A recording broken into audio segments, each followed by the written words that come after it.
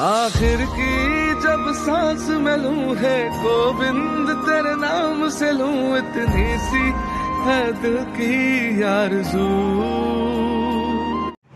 नमस्कार दोस्तों, आज के वीडियो में मैं आप लोगों को बताना चाहता हूं कि कुछ लोग हैं जो हमारे समाज के बारे में उल्टा सीधा बोलने का काम कर रहे हैं। उन्हीं में से एक चैनल है साइंस जर्नी।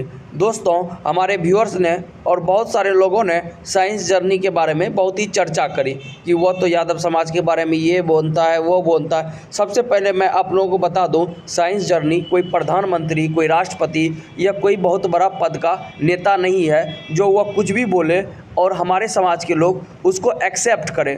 और रही बात तार्किक की, तो आइए मैं दिखाता हूँ साइंस जर्नी कितने बड़े तार्किक हैं और कितना बड़ा बुद्धिजीवी है। मैं दोस्तों आपको विश्वास के साथ कहता हूँ, साइंस जर्नी से बड़ा मूर्ख, चपाट और एक जातिवादी इंसान कोई भी नहीं है। वह चाह रहा है यादव और ब्राह्मणों को लड़वा के वह बीच में लाभ उठाए। दोस्तों, मैं आ गया हूँ साइंस जर्नी के इस चैनल पे, ठीक है। और मैं आपको बता दूं ये क्या बोल रहे हैं और कितना अधिक तर्क देते हैं। मैं इनके एक एक बातों को सुनूंगा। इस वीडियो का आप लोग लेंथ देख लीजिए, 18 मिनट है। इसके मैं 3-4 पार्ट बना के मैं सारे इनके एक एक सवाल का जवाब दूंगा और मैं साबित करूंगा कि साइंस जर्नी कैसे जातिवादी इंसान है और अपनी लड़ाई किसी और समाज के ऊपर ठेकरा फोड़ रहा है। उनका जो कृष्ण से कनेक्शन बताया जाता है या फिर वो शूद्र हैं कि नहीं है, इसके अलावा भी उनसे जुड़े हुए बहुत सारे ऐसे पहलू हैं जिनको ग्वाला समाज भी। सबसे पहले दोस्तों ये कह रहे हैं कि भगवान श्री कृष्ण से यादवों का संबंध बताए जाते हैं या नहीं, या क्या है नहीं है। दोस्तों देखिए, मैं इस बात के गहराई पे नहीं जाना चाहूँगा। आप पूरे भारतवर्ष में पॉल करा लीजिए, ठीक है। कृष्ण भगवान किस जाति के थे, चाहे आप द्वारका चले जाइए, चाहे अयोध्या चले जाइए, चाहे वाराणसी चले जाइए, चाहे अमृतसर, देश के किसी भी कोने में चले जाइए या गूगल पे कर लीजिए, ये भगवान श्री कृष्ण की जाति क्या थी वह आपको दिख जाएगी। जो चीज़ें प्रमाणित है उस चीज़ को हम लोगों को साबित करने की क्या आवश्यकता। देखिए मैं आपको बता दूं, साबित तो वह करता है जो वह चीज़ नहीं होता और उस चीज़ का क्लेम करता है, ठीक है। तो यादव समाज भगवान श्री कृष्ण के वंशज हैं, इस बात को साबित करने की हमें कोई ज़रूरत ही नहीं है और हमें गला फाड़ने की भी आवश्यकता है नहीं, ठीक है। तो आगे सुनते ये क्या कह रहा। नहीं जानते हैं क्योंकि वह इतिहास में नहीं पढ़ाया जाता और न ही आम तौर पे वह। अब सुनिए दोस्तों, ये कह रहा है कि यादव समाज के लोग अपना इतिहास खुद ही नहीं जानते क्योंकि किताबों में नहीं पढ़ाया जाता। अब ये 2 कौड़ी का भीमटा हम यादवों को बताएगा कि क्या पढ़ना चाहिए क्या नहीं पढ़ना चाहिए। कहाँ हमारे ठाट बाट, कहाँ हमारे बाप दादा राजा महाराजा रहे हैं, कहाँ तुम भिखारन हमारे जन्मों से जूठे खाते आए हो, जो हम खा लेते थे 2 दिन का तुम खाए हो। और हम कहाँ बड़े बड़े कॉन्वेंट कॉलेज वगैरह में पढ़े हैं और तुम हमें पढ़ा रहे हो कि ग्वाला समाज नहीं पढ़े ये वो। भाई ये लोग यादव समाज को मूर्ख समझते हैं, चपाट समझते हैं और समझते हैं जो इनके बैल बुद्धि में डाल दे वही ये लोग मान लेंगे। इनका केवल और केवल एक ही मकसद होता है। दोस्तों मैं ये नहीं कहूँगा कि ये प्रोपोगेंडा फैलाने आते हैं, ये भी नहीं है यार। ये केवल अपना व्यूज बटोरने आते हैं, सुपर चैट बटोरने आते हैं और ये अपना घर चला रहे हैं बस। और इनको ज़्यादा कुछ करना नहीं है। यादव समाज को गाली दो, अपशब्द बोलो और अपना परिवार अपना घर बार चलाओ। ये जानते हैं कि जो यादव लोग शूद्र बन चुके हैं, मानसिक तौर पर इनकी बातों में आ चुके हैं, गुलामी झेल रहे हैं, वह लोग तो इनके चैनल को लाइक भी कर देंगे, सब्सक्राइब भी कर देंगे और एक प्यारी सी कमेंट भी कर देंगे। लेकिन जो यादव खुद को क्षत्रिय मानते हैं, कम से कम वो देख के तो जाएंगे, डिसलाइक करेंगे, हेट करेंगे। तो दोस्तों कमेंट से भी वीडियो ज़्यादा दूर तक शेयर यूट्यूब कर देता है। लाइक करने से इनकी वैल्यू बढ़ जाती है वीडियो की, डिसलाइक करने से लोग यूट्यूब को पता चलता है, लोग इनके वीडियो से जुड़े हुए होते हैं। तो इसी वजह से दोस्तों यही बार बार यादव समाज को गलत बोलने का कोशिश कर रहा है। और आपको पता होना चाहिए पूरा भीमटा समाज यादव को जो है मतलब कि दलित साबित करने पे तुला हुआ है। ये लोग भीमटा मनुवादी लोग, ये लोग क्या चाहते हैं, पंडित जैसे हमारे घर में नहीं जाते हैं वैसे यादव समाज के घर में नहीं जाए, यादव समाज को भी अछूत मान लिया जाए, दलित मान लिया जाए। यादव समाज का भी सामाजिक स्टेटस गिर जाए, इनकी भी वैल्यू दलित के बराबर हो जाए। ये लोग यही चाहते हैं, इसी वजह से यादव को बार बार शूद्र बताने का काम करते हैं। जहाँ पर इनको हर बार ओबीसी लतियाती है, ये बार बार ओबीसी को अपना बनाने का काम कर रहे हैं। एक बात बताइए दोस्तों, जाट कम्युनिटी कभी भी SC ST को क्या अपने बराबरी का मानती है? लेकिन ये बार बार जाट को, गुर्जर को भी मतलब कि शूद्र बताने का काम करेंगे। मैं सही बता रहा हूँ भाई, इनको कोई भी अपना नहीं मानता। ये ज़बरदस्ती का है, दूसरों के इतिहास में घुसने का काम कर रहे हैं। अगर इन्हीं की जाति चमार खुद को चमरवंशी क्षत्रिय बता दे तो वाह वाह, ये तो उनका सबूत भी दे देंगे, उदाहरण भी दे देंगे, अपने पूर्वज 10 गो का इतिहास भी बताने लगेंगे, अरे रविदास जी था, ये था, वो था, इन्होंने लड़ा। दरअसल दोस्तों, इसका कोई गौरवशाली इतिहास रहा नहीं है, इसलिए ये हमारे समाज से जलते हैं और इसी वजह से हमारे समाज के बारे में उल्टा सीधा बोलने का काम कर रहे हैं। आगे सुनिए ये कुत्ता का बच्चा क्या बोल रहा है। इसको गाली मत समझिए, ये मेरे अंदर की भावनाएं हैं जो कि निकल के सामने आ रही है। उपलब्ध है। तो दोस्तों इस वीडियो को अंतिम तक देखिएगा, आपको बहुत सी रोचक चीजें जानने को मिलेंगी। सबसे पहले तो हम इस बात की जांच करेंगे कि क्या यादव समाज शूद्र है या नहीं। शूद्र शब्द ब्राह्मणवादी शब्दावली है। इसी दोस्तों, ये व्यक्ति कह रहा है कि मैं साबित करूंगा यादव समाज शूद्र है या नहीं, और रेफरेंस किसका दे रहे हैं? ब्राह्मण का। मतलब यादव को शूद्र बोलेंगे ये, और लड़ाई हम किससे लड़े? जाके ब्राह्मणों से। मतलब दोस्तों आप समझ सकते हैं भाई लोग, आपको इतना ज्ञान, कोई 2 क्लास का बच्चा भी जो होगा, पढ़ाई किया होगा इतिहास का, तो उसको भी इतना ज्ञान होगा कि ब्राह्मण समाज, ठाकुर समाज और मतलब कि जितने भी जनरल वर्ग के लोग हैं, सबसे ज़्यादा लतियाया किसको है, जुतियाया किसको है, किसके बाप दादा को मंदिर में जाने नहीं दिया जाता था, किसके कमर में हंडी टांग दिया जाता था, गले में झाड़ू लटका दी जाती थी, और किसके पूर्वजों के साथ जो चाहे जैसा वार्तालाप किया करता था, किसके पूर्वजों को पानी तक बैठ के पीने तक का अधिकार नहीं था। ये बातें सबको पता है, जग जाहिर है। और किसने करवाया ये भी इतिहास में किसी से नहीं छुपा है। तो इनका जो है गुस्सा, जाहिर सी बात है, ब्राह्मण समाज के ऊपर, जनरल कैटेगरी के ऊपर बहुत ही ज़्यादा है। इसी वजह से ये अपनी लड़ाई यादव समाज के कंधे पर बंदूक रखकर लड़ना चाहते हैं। क्योंकि दोस्तों यादव समाज दरअसल एक क्षत्रिय कौम है, लड़ाकू कौम है, और शुरुआत से ही इन्होंने इतिहास में अपना बड़ा दबदबा साबित कर रखा है। इसी वजह से ये चाह रहे हैं बहती गंगा में हाथ में भी धो लूँ। मतलब शूद्र ये बोलेंगे और भांडा किसके ऊपर फूटेगा? ब्राह्मण के ऊपर। यादव किसके ऊपर लाठी बजाएंगे? ब्राह्मण के ऊपर। दोस्तों जग जाहिर है, ये साइंस जर्नी एक नंबर का दोगला इंसान है, जो कि दूसरों के समाज के बारे में उल्टा सीधा बोलता है। इसके ऊपर कोई भी SC ST एक्ट नहीं लग सकता, क्योंकि ये दलित जाति से आते हैं, लेकिन हम लोग स्वर्ण या स्वर्ण के बराबर में आते हैं। इसी वजह से हमें संविधान ने कोई भी रेफरेंस नहीं दे रखी है, इसी का ये नाजायज़ फ़ायदा उठा रहे हैं।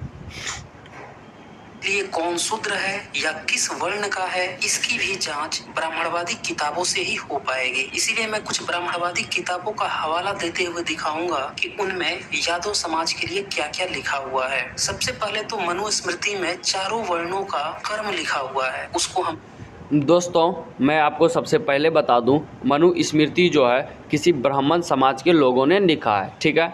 तो ब्राह्मण समाज की अपनी नैतिक सोच हो सकती है। यादव समाज शुरुआत से ही एक ताकतवर जाति रही है। हो सकता है मतलब कि भूतकाल में यादव समाज बहुत ही ताकतवर रहा हो, ब्राह्मणों के ऊपर अत्याचार किए हो, क्योंकि ये लोग दरिद्र थे, मतलब कि भिखमंगे हुआ करते थे, इनके पास सही से धन वगैरह नहीं था।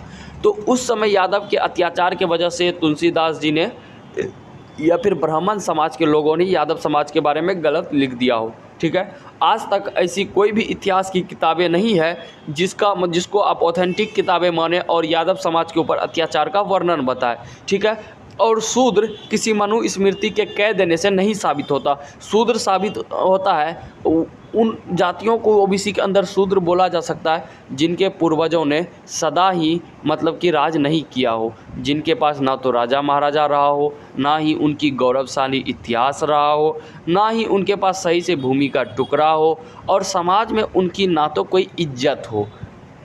मतलब कुछ जाति जिन्होंने कुछ समय से अत्याचार सहे हैं जो ओबीसी वर्ग के अंदर आते हैं।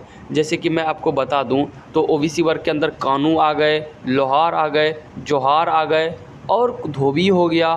पासी कुछ समय के लिए ओबीसी 2 में जाता, ओबीसी 1 में जाता है। जैसे कि ओबीसी 1 मतलब इकोनॉमिक बैकवर्ड क्लास में, फिर वह दलित में ही चला जाता है। और भी कुछ तमाम तरह की बहुत सारी जातियां हैं जिनके ऊपर अत्याचार हुआ है। वह लोग मतलब कि क्या कह सकते हैं कि राजा महाराजा मतलब कि उनके पूर्वज और बाप दादा नहीं रहे हैं।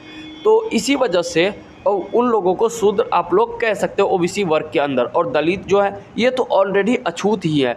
और ये ओबीसी का रेफरेंस देके, हवाले देके यादव को भी शूद्र बताने का काम कर रहे हैं। यादव, जाट, गुर्जर, इनके इतिहास, कुशवाहा कुर्मी के इतिहास कभी भी छुपी नहीं है। ये लोग राजा महाराजा रहे हैं, बल्कि यादव समाज के सबसे अधिक राजा महाराजा रहे हैं काउंट में बात करें, और लंबे लंबे समय तक रहे हैं। मॉरिशस तक में यादवों के राजा महाराजा आज भी आपको देखने को मिलते हैं।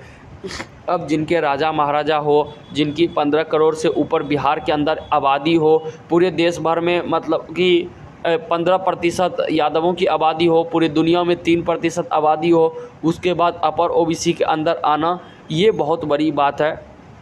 और इस बात को आपको एक्सेप्ट करना पड़ेगा कि यादव समाज अगर ओबीसी के अंदर आ रहा है तो कोई बड़ी बात है नहीं। लेकिन ये मनुस्मृति में ब्राह्मण क्या बोलते यादव के ऊपर, इस बात को अगर आप तवज्जो देने लगे तो फिर कल चल के चमार क्या बोलता है, पासी क्या बोलता है, कुर्मी क्या बोलता है, तेली क्या बोलता है, तो आपको इन सभी बातों को भी देखना पड़ेगा। आप किसी एक इंडिविजुअल व्यक्ति के किताब को देखकर और उनके व्यक्तिगत सोच को देखकर आप ये डिसाइड नहीं कर सकते कि कौन सी जाति शूद्र है, कौन सी जाति अछूत है। और बहुत जगह ब्राह्मणों ने यादव को क्षत्रिय भी बताया है। भागवत गीता में यादवों के बारे में स्पष्ट क्षत्रिय लिखा हुआ है। इस बात को मैंने अपने चैनल पे अपलोड नहीं किया है, आप चाहे तो ओम यादव को के वीडियो पे जाके देख सकते हैं। दोस्तों, मैं उन्हीं बातों को बताऊंगा जो हमारे प्रिय ओम यादव जी या फिर और भी यादवों के चैनल है जो नहीं बता रहे हैं। तभी तो आप लोग देखोगे यार, कुछ नया मिलेगा तभी ना आप देखने आओगे। इसी वजह से दोस्तों हमारे समाज को ये बदनाम करने का प्रयास किया जा रहा है। अब आगे सुनिए ये क्या कह रहे हैं। मनुस्मृति का भी हवाले दे रहे, चलिए हम वो भी सुन लेते हैं। देख लेते हैं। मनुस्मृति के अध्याय 1 में श्लोक 88 में ब्राह्मण के कर्म दिए गए हैं, जो कि आज के ग्वाला समाज पर फिट नहीं बैठता। फिर 89 श्लोक में क्षत्रिय के कर्म दिए गए हैं। फिर श्लोक 90 में वैश्य के कर्म दिए गए हैं और श्लोक 91 में शूद्र के कर्म दिए गए हैं। चूंकि ब्राह्मण, क्षत्रिय और वैश्य को पढ़ने का अधिकार था, लेकिन शूद्र समाज को पढ़ने का अधिकार नहीं था। तो यहाँ से दोस्तों सुना आपने, एक बात इन्होंने कहा, नहीं आगे सुन लेते हैं और क्या बोल रहा है। एक निष्कर्ष यह निकलता है कि यादव समाज, जो कि अंग्रेजों के समय तक अशिक्षित था अन्य पिछड़ी जातियों की तरह, तो वह शूद्र समाज की कैटेगरी में आता है। अगर आपको विश्वास नहीं है तो दोस्तों अब सुनिए, ये लोग क्या कह रहे हैं कि मतलब कि यादव समाज के लोग जो है मतलब शूद्र कैटेगरी में आते हैं, क्योंकि अंग्रेज़ों के समय तक यादव समाज के लोग पढ़े लिखे नहीं हुआ करते थे। तो मैं आपको रेफरेंस दे दूं, एक बात बताइए, जिनके बाप दादा राजा महाराजा रहे हो, जिनकी एक से एक वंशावली रहे हो, कैसे आप इस बात को मान सकते हैं कि यादव समाज पढ़ा लिखा नहीं है।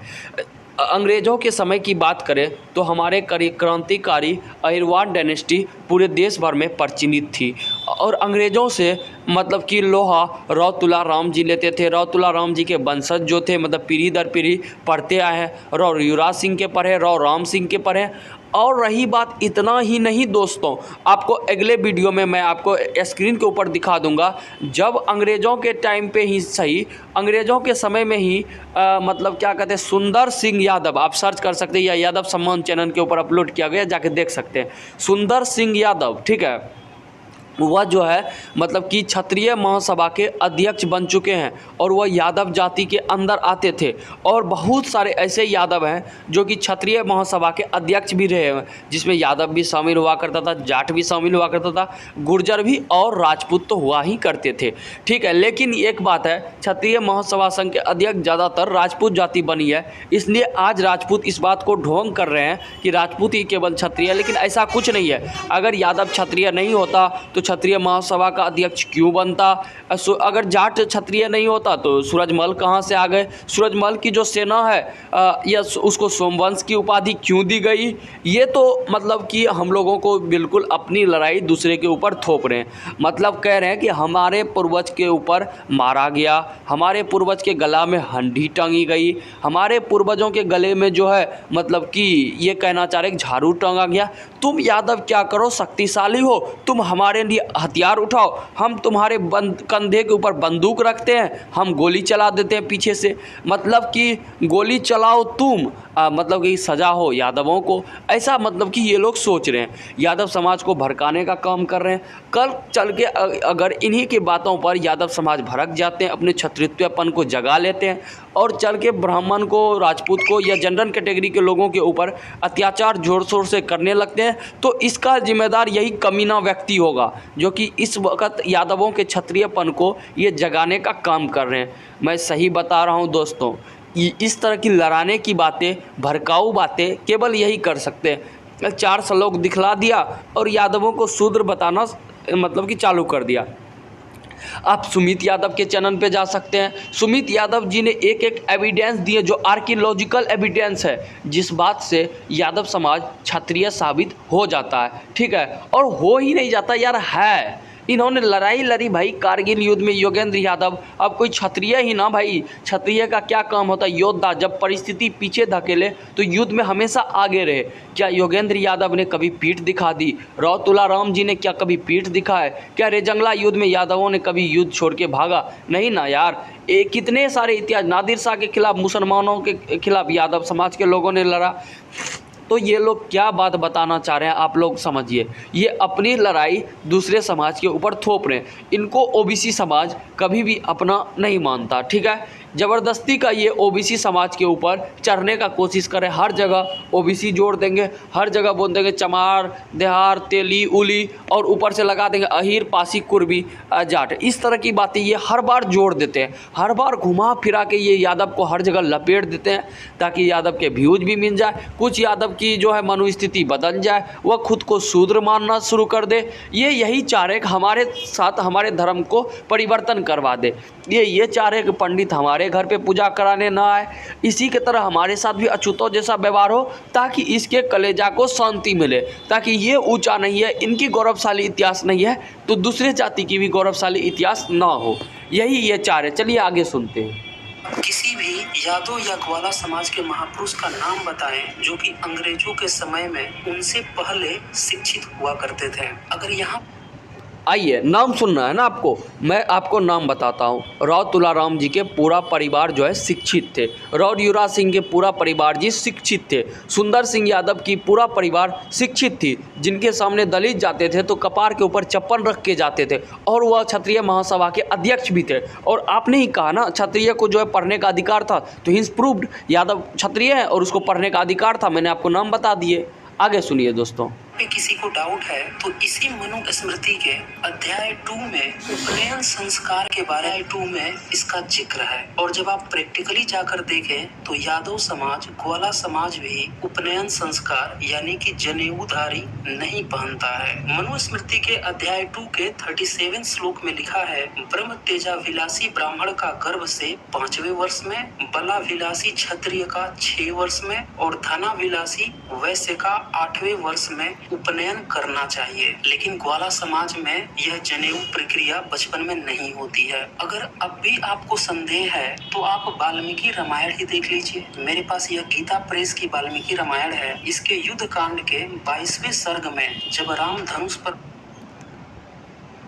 बाण चढ़ाकर समुद्र के पानी को सोखने के लिए उसे ललकार, तो देख रहे हैं दोस्तों, ये किसी बुक के रेफरेंस दे रहे। वाल्मीकि जी की जाति जो थी, वाल्मीकि जी की जाति दलित थी। ठीक है, और ये लोग जो जिस बुक का रेफरेंस दे रहे हैं सिर्फ ये किताबों के ही बातें बता सकते हैं, वो भी ऐसे किताबों के जो 2-4 जिसमें ब्राह्मणों ने यादव समाज के ऊपर गलत लिखा है।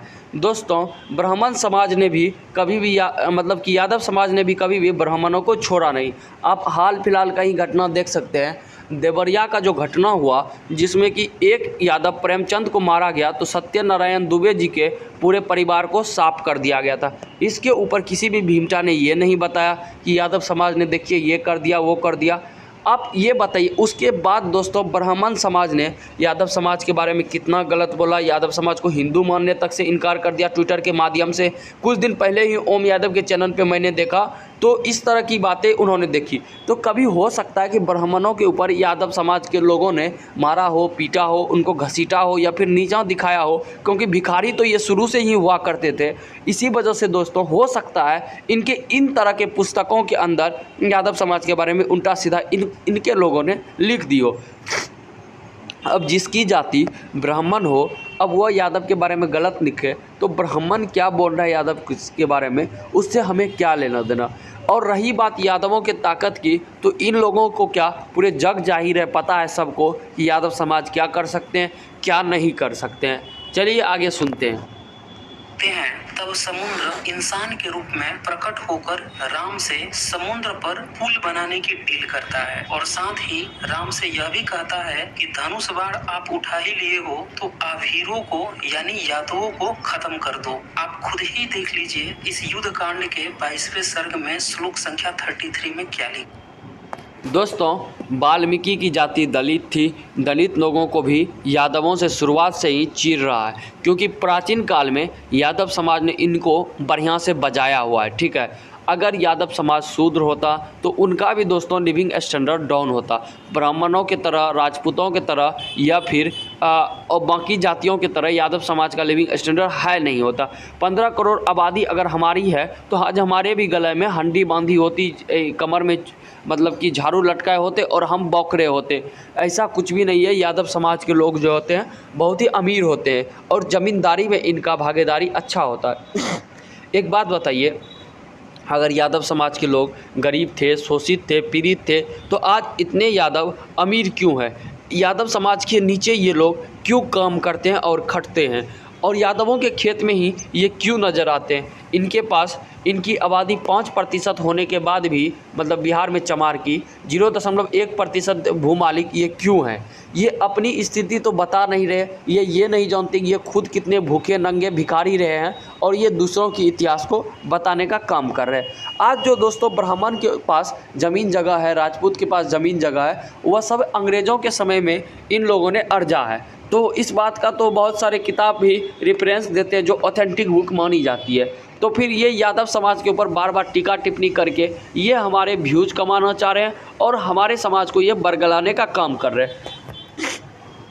सपोज़ दोस्तों यदि मैं इन्हीं भीमटाओं की, इन्हीं मतलब कि नीच जाति के विचारधाराओं का विरोध करता हूँ तो ये कहते हैं यादव मानसिक गुलाम है, ब्राह्मणों के गुलाम है, ब्राह्मण धर्म को मानते हैं। तो ऐसा है बेटा, हम मानते हैं ब्राह्मण धर्म को, बता क्या कर लेगा, हम हैं हिंदू, तो क्या उखाड़ लेगा हमारा।